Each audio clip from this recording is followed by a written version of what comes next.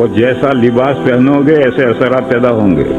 لباس کے اچھے اثرات بھی پیدا ہوتے ہیں، برے اثرات بھی پیدا ہوتے ہیں. کہتے ہیں کہ فرعون اور موسیٰ علیہ السلام کے درمیان میں جو مقابلہ ہوا تھا، اور فرعون نے سارے مصر کے جادوگروں کو اکٹھا کر کے مقابلہ کروایا تھا، اس میدان میں صرف جادوگر مسلمان ہو گئے اور کوئی مسلمان نہیں ہو.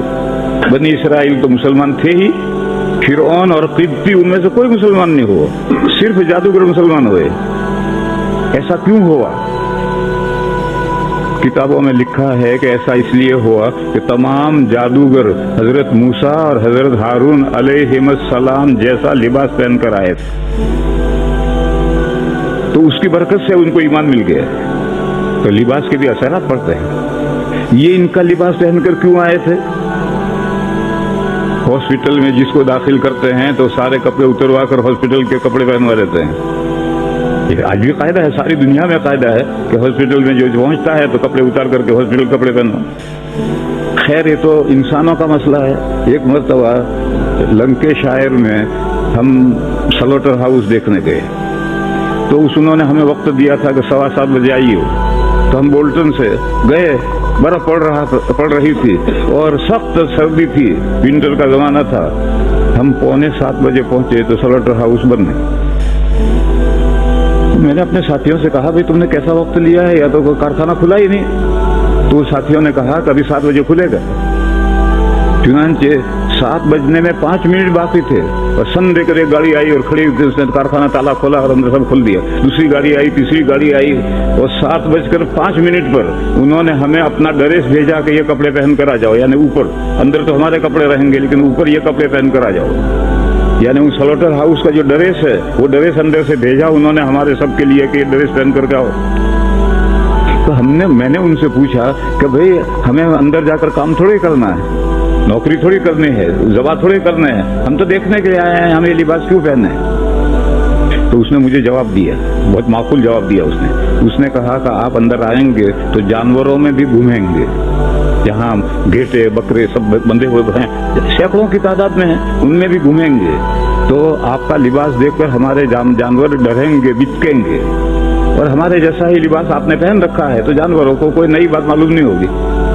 تو بات سمجھ میں آیا کہ جو لباس کا بھی اثر پڑتا ہے. اگر ہم یہ لباس پہن جائیں گے تو گھیٹے بکرے تو ڈریں گے، اور ان کا لباس پہن کر جائیں گے تو نہیں ڈریں گے.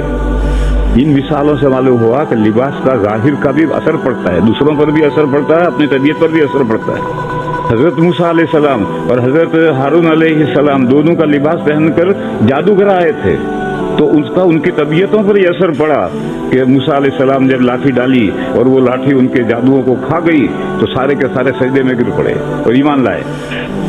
تو خود اپنے طبیعت پر بھی اثر پڑتا ہے اور دوسروں پر، جانوروں پر بھی اثر پڑتا ہے، تو دوسرے انسانوں پر کیوں اثر نہیں پڑے گا؟ اس لیے میرے بھائیوں، اسلامی لباس پہن کر مسجد میں آیا کرو. جاب پر جب جاتے ہو تو تمہیں جو لباس پہننا ہو پہنو، لیکن مسجد میں اللہ کے گھر میں آؤ تو نیک بندوں کا لباس پہن کر آؤ. اس کا طبیعتوں پر اثر پڑے گا، عبادت کرنے میں جی لگے گا. اور اگر آپ وہی لباس جو جاب کا لباس ہے وہی لباس پہن کر آئے اور ہاتھ میں موبائل بھی، بڑا موبائل بھی لے کر آئے اور تکبیر ہونے تک موبائل سے کھیلتے ہی رہے، تو طبیعت پر کیا اثر پڑے گا اس کا اندازہ خود ہی سمجھو. تو دشمنان اسلام نے عربوں کی عورتوں کا جو کرتا تھا وہ مردوں کو پہنا دیا ہے. آج عربوں کے جتنے کرتے ہیں یہ مردوں کے کرتے نہیں ہیں، یہ سب عرب عورتوں کے کرتے ہیں جو عرب مردوں نے پہن لیے. مردوں کا کرتا کیا ہے؟ ایک حدیث شریف سنو. نبی پاک صلی اللہ تعالی علیہ وسلم نے ارشاد فرمایا ہے کہ کپڑے کے لیے ٹخنے پر کوئی حصہ نہیں، آدھی پنڈلی تک کپڑا ہونا چاہیے، لنگی بھی آدھی پنڈلی تک اور کرتا بھی آدھی پنڈلی تک.